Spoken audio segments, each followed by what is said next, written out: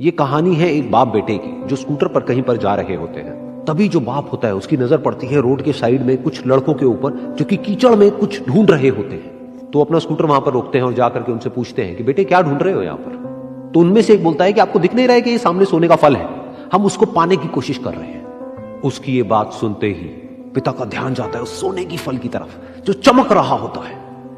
फिर उनके माइंड में कुछ इमेजिनेशंस बनने लग जाती हैं कि काश ये जो फल है ये मेरे बेटे के पास में आ जाए तो ना सिर्फ उसकी बल्कि मेरी भी जिंदगी बदल जाएगी। तो बिना सोचे समझे अपने बेटे को धक्का मार देते हैं उस कीचड़ में और बोलते हैं कि तुझे किसी भी कीमत पर वो फल लेकर के आना है। लेकिन बेटे को वो फल नहीं चाहिए होता है, उसके अपने कुछ और ही सपने होते हैं। वो बहुत कोशिश करता है अपने पिता को ये समझाने की कि मेरी खुशी इस फल में नहीं है, मेरी खुशी कहीं और है, मेरे सपने कुछ और है। लेकिन उसके पिता उसकी एक नहीं सुनते हैं। वो उसको धक्का मारते हैं उस कीचड़ में और बोलते हैं कि मैं तुझसे पूछ नहीं रहा हूं, तुझे बता रहा हूं कि तुझे वो लेकर के आना है। तो वो बेटा भी अपने बाप के सपने को सच करने के लिए अपनी पूरी जान लगा देता है और पूरी कोशिश करता है कि किसी तरीके से उस सोने का फल उसके हाथ में आ जाए।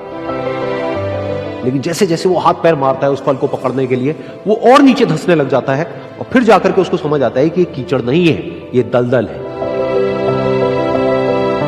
वो चीखता है, चिल्लाता है, अपने पिता को आवाज लगाता है, लेकिन उसके पिता उसकी एक नहीं सुनते। बोलते हैं कि बहाने मत बना, और भी लोग हैं वहां पर जो कर रहे हैं, तो जब वो कर सकते हैं तो तू क्यों नहीं कर सकता। तो एक बार वो फिर से कोशिश करता है और अपनी पूरी जान लगा देता है, लेकिन उसके बाद भी उसके हाथ में कुछ नहीं आता है और वो धीरे धीरे नीचे धंसता चला जाता है और मर जाता है।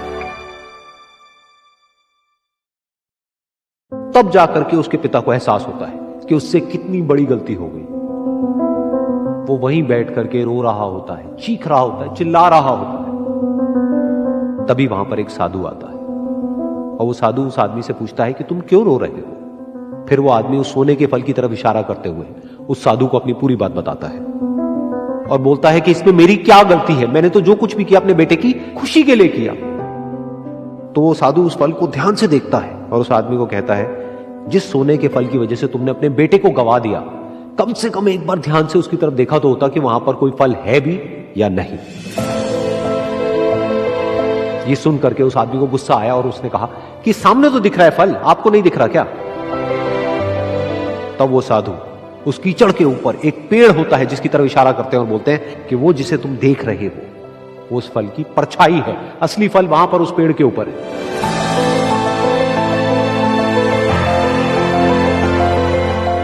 फिर वो साधु उस आदमी को बोला कि अपने बेटे को जबरदस्ती धक्का देने की बजाय और उसको बताने की बजाय कि तेरी खुशी किसमें है, अगर तुमने उससे पूछा होता कि बेटा तू बता तू क्या करना चाहता है और तेरी खुशी किसमें है, तो ना सिर्फ तुम्हारा बेटा जिंदा होता बल्कि हो सकता है कि उसके हाथ में वो असली सोने का फल भी होता।